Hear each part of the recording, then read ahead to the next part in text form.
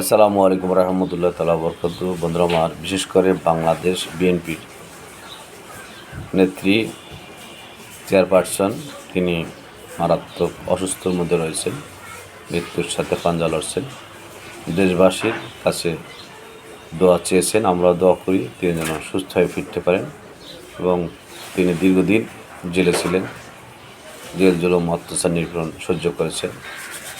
এই মুহূর্তে যে কী করণীয়, নেত্রীর পর্যায়ে যারা রয়েছেন তারা যেন দেশের নেত্রী চেয়ারপারসনের দিক নির্দেশনা এবং তারেক রহমান সাহেবের দিক নির্দেশনা সকল নেতাকর্মী লালন করেন, ধারণ করেন এবং সৎভাবে রাজনীতি করেন, কর্ম করেন, তবেই সফলতা আসবে।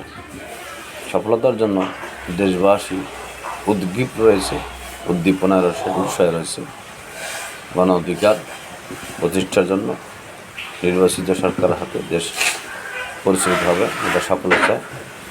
দেশবাসী সহ আলেম সমাজসহ সকলে এবং খালেদা জিয়ার জন্য সকলে দোয়া করতেছেন।